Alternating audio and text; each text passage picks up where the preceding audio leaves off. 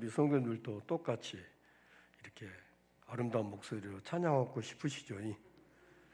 나는 못하니까 대신 했으니까 아멘이라도 아멘 하고, 나 똑같습니다. 나도 비록 좀 노래를 잘 못해서 내가 못할 뿐이지만 마음은 똑같습니다. 그런 의미에서는 아멘을 해야지. 아무 말도 안 하고 있으면은 아니죠. 디모데 전서인데요. 디모데 전서 전체적으로 본다면은 하나님의 집, 즉 교회를 하나님의 집으로 표현을 합니다. 그러면 교회 하나님의 집에서 어떻게 우리가 행해야 할 것들, 그러면 이제 디모데전서, 디모데후서, 디도서 이 세 개의 서신을 가리켜서 목회 서신이라 이렇게 이야기합니다. 바울 사도가 디모데와 제자인 디모데와 티도에게 목회에 도움을 주기 위해서 선배로서, 스승으로서 제자인 디모데와 티도에게 기록해서 목회에 도움이 되도록.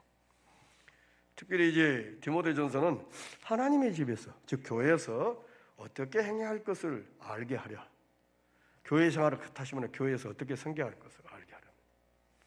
디모데후서는 복음을 지키고 가르치고 전파하라는 명령을 합니다. 바울의 최후의 명령이기도 하고 주님의 지상 명령이기도 하죠. 지금 교회는 복음 전파를 위해서 땅끝까지 이르러 어떤 고난에도 경제적인 어려움에도 복음을 전파해야 됩니다. 지금 해외에 나가 있는 선교사님들이 6천 명 정도가 지금 국내에 들어와 있습니다.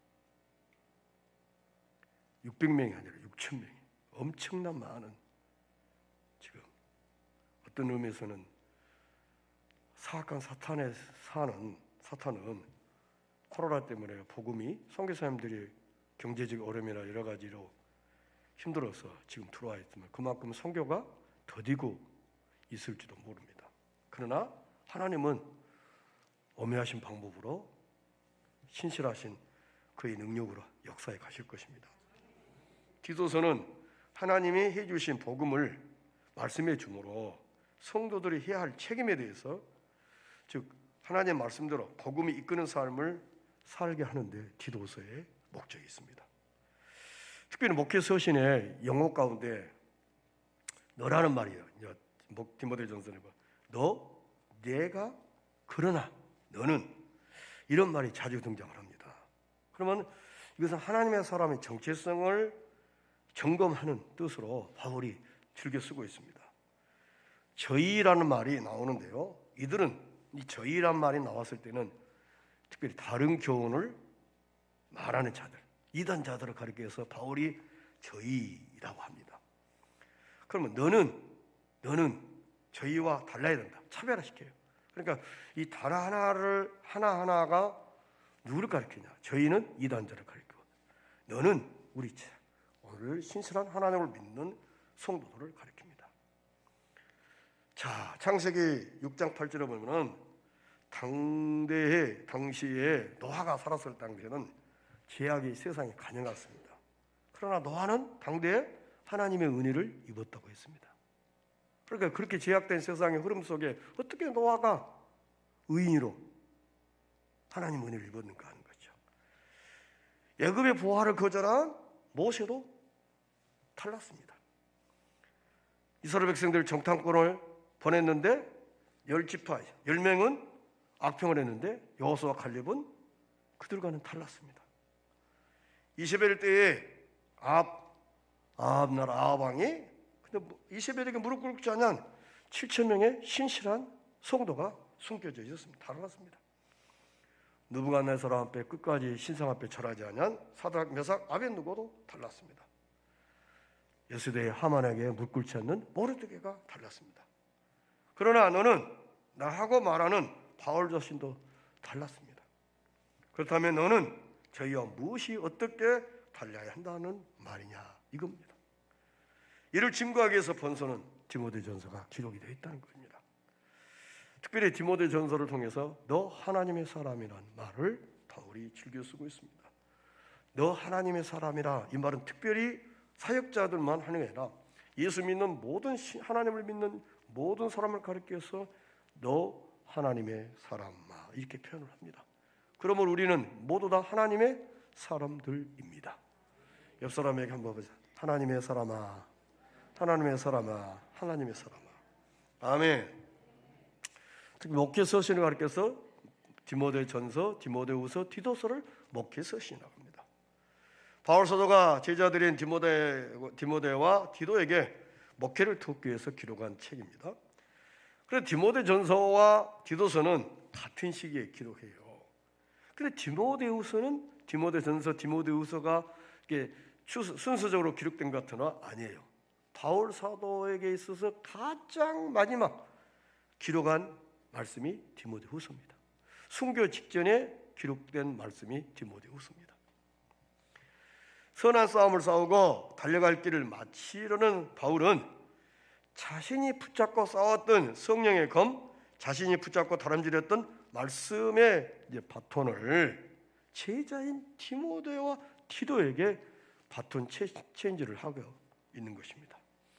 바울은 디모데전서의 기록 목적을 오늘 본문 말씀 읽은 말씀 14장 3장 14절로 15절 말씀 한번 다시 읽겠습니다. 내가 속힌 네게 가기를 바라나 이것을 내게 쓰는 것은 만일 내가 지체하면 너로 하나님의 집에서 어떻게 행하여야 할 것을 알게 하람이니 이 집은 살아계신 하나님의 교회요 진리의 기둥과 터이니라. 아멘. 디모데전서의 중심은 하나님의 교회에 있습니다. 교회를 가리켜서 이 집은 살아계신 하나님의 교회라고 말하고 있네요. 이 하나님의 교회에서 우리가 어떻게 행해야 된다면 어떻게 섬겨야 할 것인가 하는 것입니다. 특별히 1장은 전체적으로 본다면 1장은 다른 교훈과 다른 교훈 간의 갈등, 싸움이 시작됩니다. 1장 중심은 18절에 보면은 이랬습니다. 아들 디모데야, 내가 네게 이 경계로서 명하노니 전에 너를 지도한 예언을 따라 그것으로 선한 싸움을 싸우미라고 말씀하고 있습니다. 바울은 마게도냐라 가면서 디모데를 에베소에 머물게 합니다. 왜냐하면 다른 교훈을 가르치는 자가 있어요. 1절 3절 보니까 1장 3절 끝부분에 명하여 다른 교훈을 가르치지 말며라고 했습니다. 이미 이단이 지금 이제 들어왔단 말이에요. 교회 안에.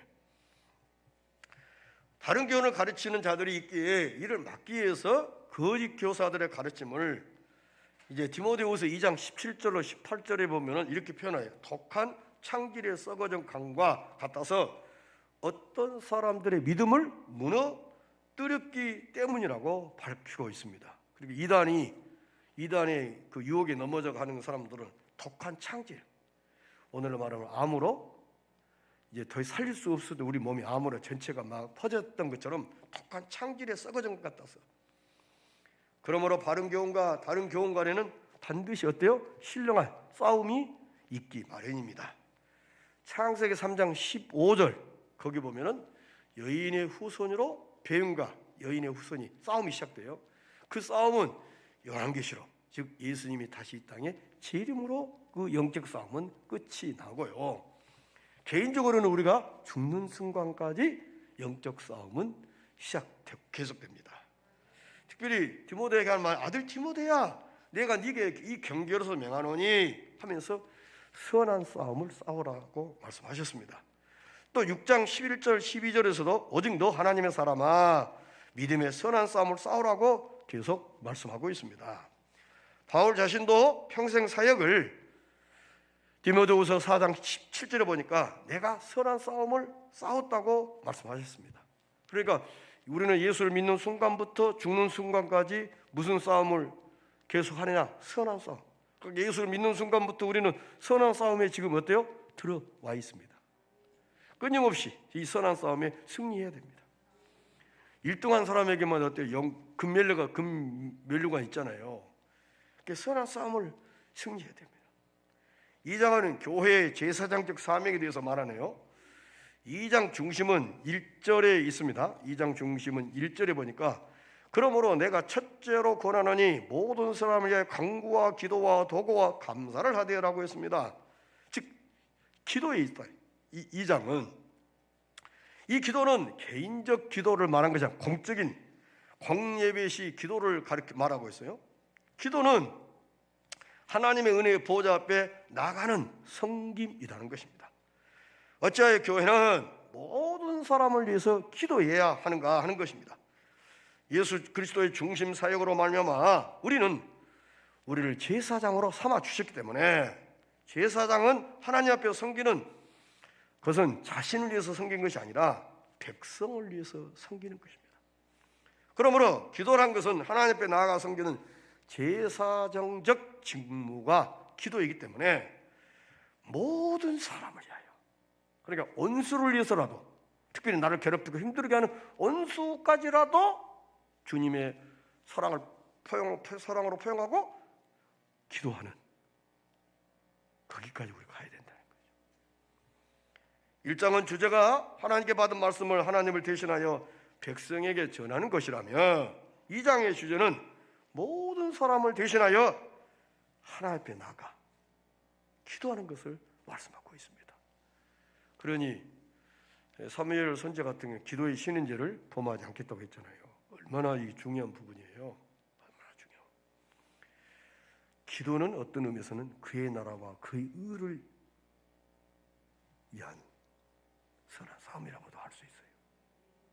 기도가 얼마나 기도가 중요한지 다시 한번 말씀해 주고 있습니다.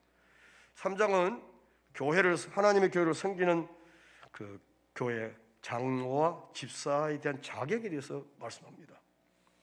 3장은 하나님의 교회를 섬기는 자의 자격, 즉 감독과 집사의 자격에서 말하는데, 감독과 집사는 영적 싸움을 싸우는 하나님의 군대의 지휘관입니다. 그러므로 교회가 1장, 2장의 사명을 감당하기 위해서 지도자들이 필요해요. 하나님의 교회. 그것은 자격을 갖춰야 되고 잘 훈련된 사람이 이제 그래서 예수님께서 무조건 그냥 사람을 불러라 가지고 그냥 하루 예수 믿는다고 해서 막 장로로 세우고 집사로 사도로 세운 것도 아니에요. 3년 동안 어때요? 한 솥에서 밥을 먹고 한 지붕 밑에서 잠을 자면서 훈련을 시켰던 것입니다.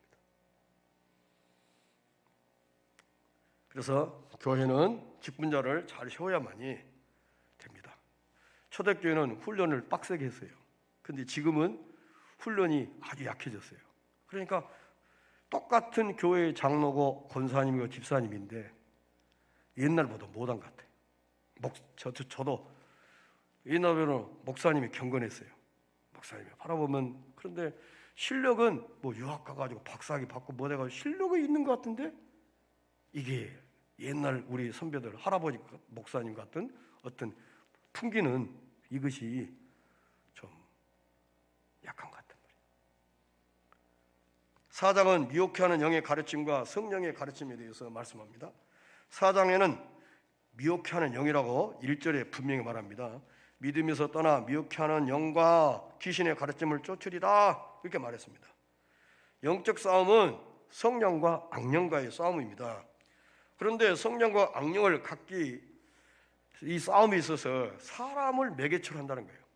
다시 말하면 성령의 싸움, 성령과 악령과의 싸움에서 양쪽 다 사람이, 하나님의 편에서 사람이 쓰고 마귀 편에도 사람이 등장을 해요. 그러니까 사람이 매개체로 사람이 싸운 거예요.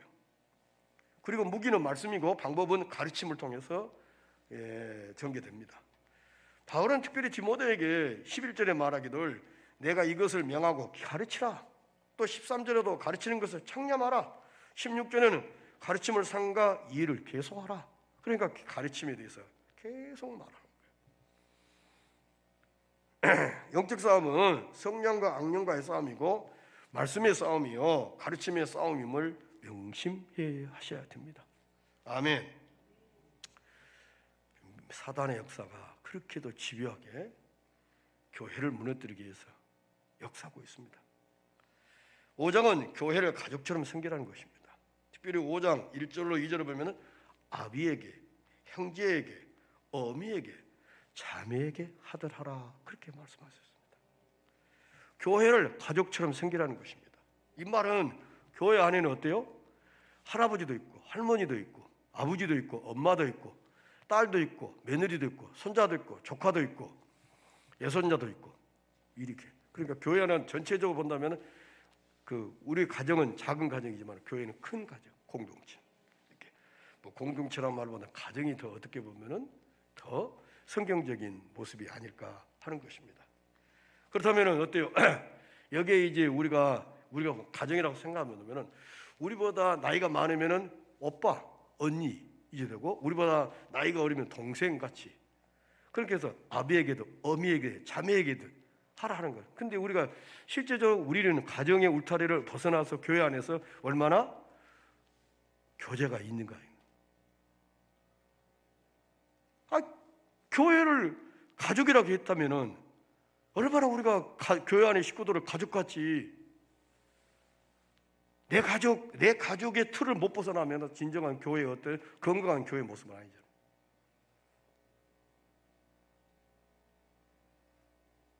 응? 교회와 가정은 몸과 지체입니다. 몸 따로 이제 지체 따로 그럴 수 없네요. 몸에가 어때요? 우리 지체, 손, 발이 붙어 있잖아요. 장기가 붙어 있는 것처럼. 교회를 가족처럼 섬겨야 된다. 왜냐? 화목을 도모하기 위해서. 부부 간에 싸움 나면 어때요? 가정이 어때요? 편하지 못해요. 그러면 엄마 아빠가 날마다 싸우고 그러면 어때요? 자식들이 집에를 안 들어와요. 그래서 빗나가게 되는 거예요. 가족처럼 왜 섬겨야 되냐면 화목을 위해서, 더 나아가서는 하나 되기 위해서. 가족은, 교회는 하나 돼야 돼. 주도 하나요, 세례도 하나요 그랬잖아요. 예수님도 하나요. 우리는 말씀 안에서, 주님 안에서 하나 돼야 됩니다. 물론 우리는 다 다르잖아요. 다 달라요. 그러면 목사를 중심해서 장로님들과 권사님, 집사님들이 모두 다 하나, 예수님 안에서. 교회가 건강하고 능력을 발휘하기 위해서는 영적 전쟁에서 반드시 승리하기 위해서는 가족 같은 교회를 이루어야 된다 하는 것입니다. 그러면 6장에는 그리스도가 나타나실 때까지 이 명령을 지키라고 했습니다. 특별히 6장 3절 5절은 다른 교훈을 경계를 합니다. 특별히 12절에는 믿음의 선한 싸움을 싸라고 격려하고 있고요. 그리고 오직 너 하나님의 사람아 이렇게 부르면서 피하고 쫓아야 할 것을 말씀합니다. 그리고 우리 주 예수 그리스도께서 나타나실 때까지 이 명령을 지키라고 14절에 말씀하고 있습니다. 바울은 이렇게 말합니다. 따라합시다. 하나님 앞과 그리스도 예수 앞에서 명하노니 이렇게 말합니다. 하나님 앞과 그리스도 예수 명령이란 단어가 10번이 나와요. 하나님과 그리스도와 예수와 택하심을 받은 천사들 앞에서 내가 엄히 명하노니 5장 21절에 만물을 살게 하신 하나님 앞과 본디오 빌라도를 향하여 선한 증거로 증거하신 그리스도 예수 앞에서 내가 너를 명하노니 또 명하노니 우리 주 예수 그리스도에 나타나실 때까지 점도 없고 책망받을 것이 없이 이 명령을 지키라. 6장 13절로 14절 말씀. 바울 사도 자신도 그리스도 예수의 명령을 따라 예수의 사도가 됐다고 1장 1절에 말씀합니다. 그러므로 군사는 명령에 살고 명령에 죽습니다. 구약 시대의 전쟁에 나갈 때 몇 살부터 전쟁에 참석하신 줄 아십니까? 20살. 만 20살이 돼야 전쟁에 참여하게 됩니다. 그래서 민수기 1장 3절이나 9장 23절을 보면 곧 그들이 여호와의 명을 쫓아 진을 치며 여호와의 명을 쫓아 진행하고 또 모세로 전하신 여호와의 명을 따라 여호와의 직임을 지켰더라. 그러니까 명령. 그러니까 하나님이 우리에게 명령을 하고 있습니다. 특별히 또 경건에 이르기를 연습하라고 했습니다. 이 말은 경건에 이르기를 연습하라는 말은 훈련이 필요하다는 것이에요. 왜 그럴까요? 왜 경건에 이르기를 연습하라고 했을까? 그냥 교회만 다니면 되면 좋은데 안 되니까 연습하라는 거예요. 아멘. 어떤 우리 성도님들 가운데는 꼭 꼭 5분 늦게 들어온 사람이 있어요. 5분 늦게 들어온 사람. 이게 좀체 안 고쳐져요? 그러면 5분 전에 와야 되잖아요. 최소한. 근데 이것도 훈련을 해야 돼요. 그래서 경건은 훈련이 필요하다는, 연습이 필요하다는 거죠. 자, 경건에 이르기를 연습하는 이유는 첫째로 자신과의 싸움을 위해서 경건에 이르기를 연습하고, 대적과의 싸움에서 승리하기 위해서는 연습이 필요하다. 경건이라는 말이 9번이 나와요. 하나님과 바른 관계, 신앙이 인격적으로 성숙해야 된다. 그러니까 꼭 우리가 잘 보세요. 자, 보세요. 신앙생활은 교회를 열심히 나와야 돼요. 그런데 신앙과 인격이 따로 놀아. 안 돼요. 같아야 돼요. 좀 성숙해야 돼요. 센스 있고. 아멘? 참 우리가 예수를 믿으면서 참 예수를 얼마나 재밌게 믿어야지 재밌게 신앙생활 해야 되잖아요.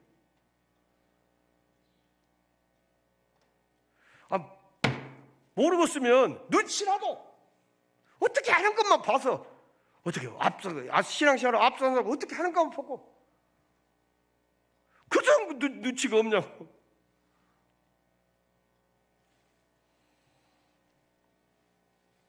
또한 바울은 경건에 자신을 쳐서 복종시키라고 말했습니다. 그러므로 자동적으로 되는 것이 아니기 때문에 경건의 일기를 연습하라고 4장 7절에 말씀하고 있습니다. 대적과의 싸움입니다. 마귀의 올무에 빠질까? 마귀의 올무에서 벗어나. 디모데전서 3장 7절과 디모데후서 2장 26절에 말합니다. 여기서 마귀를 언급하고 있어요. 우리의 대적은 사탄임을 말합니다. 목회란 하나님의 백성을 마귀의 올무에서 벗어나게 해가지고 마귀의 올무에 빠지지 않도록 하는 것이 목회입니다. 영적 싸움의 무기는 무엇이냐? 말씀입니다. 결국 말씀. 왜냐하면 이단들도 말씀을 가지고 우리에게 와요. 또 교회도 말씀을 전하고. 근데 우리는 이단은 다릴 이자 끝 단자잖아요. 끝이 다르다는 거죠. 끝이 다르다. 가르침을 삼가 일을 계속하라. 이단에 대한 경계입니다. 너를 권하여 에베소에 머물라고 바울이 디모데를 에베소에 머물라고 한 것은 어떤 사람들을 명하여 다른 교훈을 가르치지 못하기 위해서 지금 이 지도자가 바울이 떠났잖아요. 교회에 떠났으니까 사람을 보낸 거예요. 이단들이 다른 교훈을 가르치지 못하도록. 그래서 지도자가 필요한 겁니다. 어떤 사람들이 믿음에서 떠나 미혹케 하는 영과 귀신의 가르침을 쫓으리라고 4장 1절에 말씀합니다. 결국은 믿음은 무엇에서 나온다고 그래서 성경에? 들음. 이단자들도 독한 창질에 썩어져 갔던가 하던 것도 그분도 들어요. 들어서 이단에 빠진 거예요. 또 우리는 제대로 된 정보를 통해서 신앙생활을 바르게 하고, 이단자들은 다른 정보, 우리를 썩게 만들고 지옥으로 끌고 가는 그 정보가 바른 정보인 줄 알고, 그래서 들음으로 잘 들어야 되겠죠. 이단의 가르침도 들으면 안 되겠죠. 분별할 줄 아는. 누구든지 다른 교훈을 하며 다른 말, 우리 구주, 우리 주 예수 그리스도의 말씀과 경건에 관한 교훈을 창념치 아니하며 6장 3절로 5절에 다른 교훈에 빠지게 될 것을 지금 바울이 이제 걱정스러워서 디모데를 머물게 해가지고 교회를 지켜라, 보수해라, 진리를 보수해라. 이단의 미혹에 넘어가지 않기 위해서는 가르쳐야 된다고 말합니다. 4장 11절에도 내가 이것을 명하고 가르치라 했고요. 13절에도 내가 이를 때까지 읽는 것과 권하는 것과 가르치는 것에 창념하라 그 말씀했고요. 네가 네 자신과 가르침을 삼가 이 일을 계속하라. 이것을 행함으로 네 자신과 네게 듣는 자들을 구원하리라. 16절에 4장 16절에 말씀합니다. 그러니까 계속 바울은 이단의 미혹에 빠지지 않기 위해서는 바른 진리의 말씀을 계속 가르쳐라. 바르게 가르쳐라. 바르게 가르치는 거예요. 그런데 성경에 보니까 어때요? 우리 귀가 어떻다고 했어요? 귀가 가려워서. 사욕을 쫓아. 저 보세요. 저를 보세요. 저를 보시라고. 여러분들이 저를 보시라고 눈 뜨고, 아이 교회에서 목사님이 1시간 동안 설교하면 참여하자고. 아, 그런 사람이 이단에 가니까 눈이 뚝 떠져버려. 그때 이단의 어떤 집회라든 어느 모임에 가가지고 눈이 우리 교회처럼 잠을 자버려야 되는데 그 눈 떠져버렸네. 엉뚱한 데 가서 눈이 떠져버렸네. 귀가 뚫어져 버렸네. 빠져본 거예요.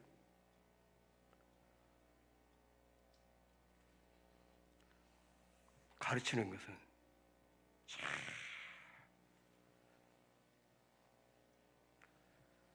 바울 사도는 지금 이때 당시는요, 자 보세요.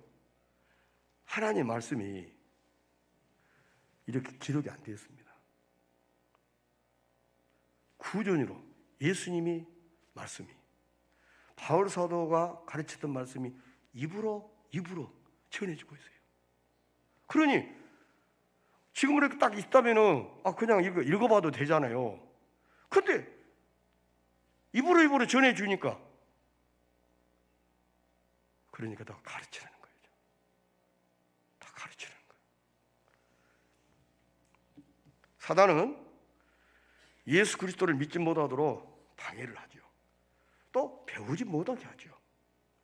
왜? 독한 창질에 썩어져 간과 같은 것은 디모데후서 2장 17절 말씀, 독초 같은 믿음도 들음에서 나기 때문에.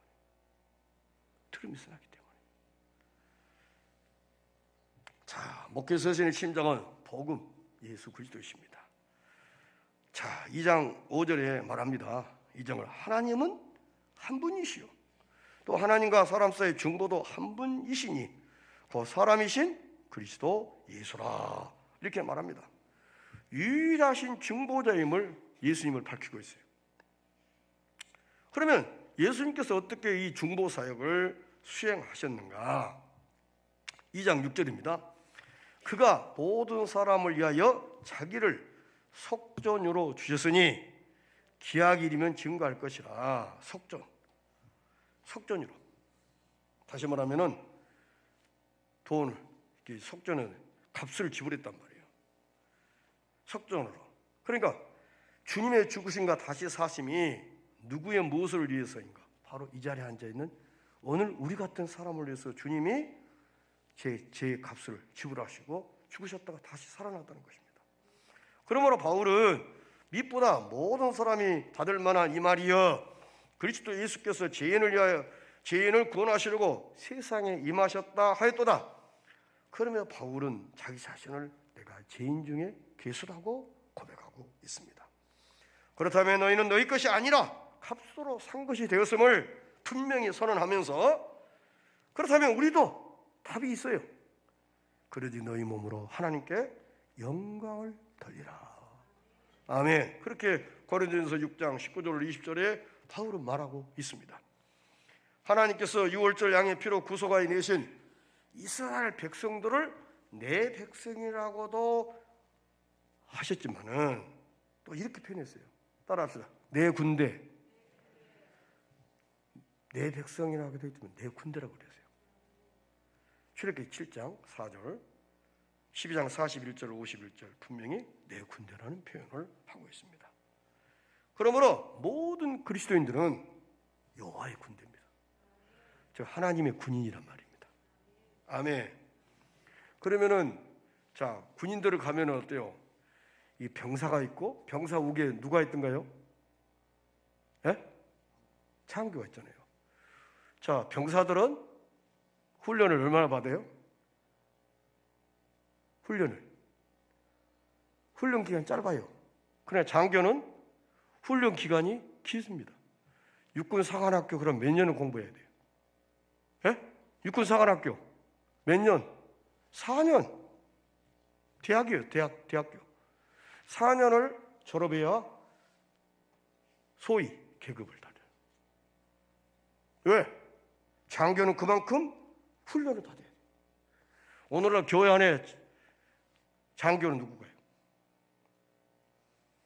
오늘날 교회 안에 장교를 누구 교회 안에 어떤 분들이 장교 부분에 해당되는 사람이라고 볼 수 있을까?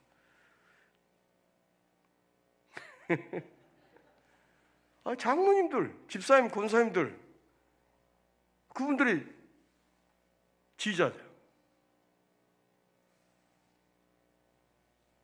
그러므로 우리 모두를 여호와의 군대라고 말씀했어요. 그래서 찬송 십자가 군병 들어 주 위에 일어나. 아멘. 우리 모두 다 십자가 군병들이에요. 아멘. 디모데후서 2장 4절에 십자가 군병으로 하나님이 우리를 모집하셨습니다. 그러므로 먼저 경건에 이르기를 훈련하셔야 된다, 이 말입니다. 아멘. 자, 예를 든다면 여러분들 보십시오. 내일 아침 4시에 어떤 모임에서 여행을 간다. 그럼 여러분들은 어떻겠어요? 특별히 새벽기도 한다 그러면 안 나와도 어떤 모임에서 4시에 간다 하면 여러분들은 안 갈 사람 있어요? 기가 막히게 자 일어나, 빨리 일어나. 근데 교회 안에 특별히 새벽기도 뭐 한다 해도 노. 그러니까 연습하라는 거예요. 연습이 필요하다.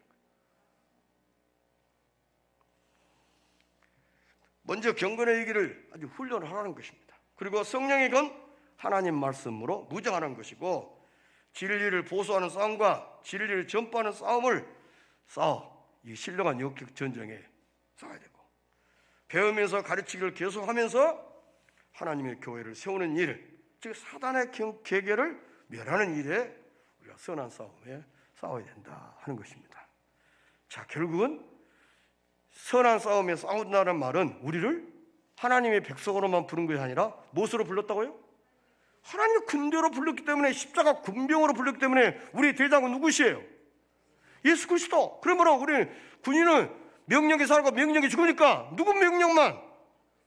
주님의 말씀만이. 아멘. 예를 들면 부부간에 싸움을 했어요. 근데 성경에 보니까 해가 지기 전에 뭐라고 그랬어요? 해가 지기 전에 각방을 쓰라고 그랬어요? 아니면은 해가 지기 전에 어떻게 하라고 그랬어요?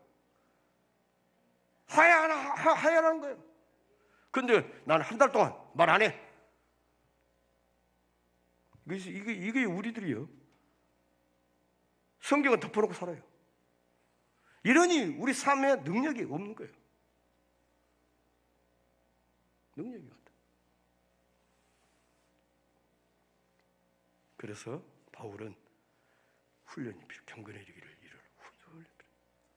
내 마음을 쳐서라도 그 쉽게 복종시키고. 아멘. 내 몸이 아니에요. 누구의 몸이에요? 주님의 몸이라. 주여 이 몸 바쳐 주의를 합니다.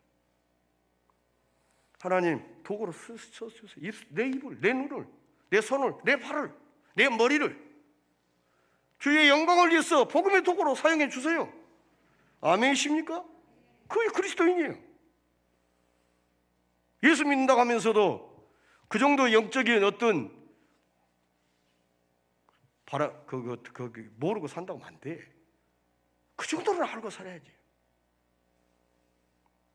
자, 여러분들, 때로는 여러분들 나는 오랫동안 예수 믿었다고 말하기가 때로는 무안할 때가 있어요. 왜? 너무 우리 신앙의 수준이 형편없어. 그런데도 나는 자꾸 오랫동안 다녔다고, 이 교회 나는 오랫동안 다녔다고. 그것이 별 무기가 아니에요. 따라합시다. 오랫동안 다닌 만큼 뭔가 풍겨야 돼.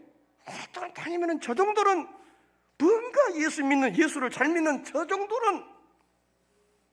근데 우리가 예수님 냄새가 안 풍기고 산다면 이거 신앙생활을 조금은 우리가 점검할 필요. 그러니까 경건의 얘기를 연습하라 말씀하고 있잖아요. 아멘. 자, 하나님의 집, 하나님의 교회, 우리가 어떻게 생활할 것인가? 말씀을 가지고 기도를 하면서 말씀과 기도로 영적 전쟁에서 싸워서 승리하시는 우리 모든 성도님들이 되시기를 바랍니다. 찬송하겠습니다.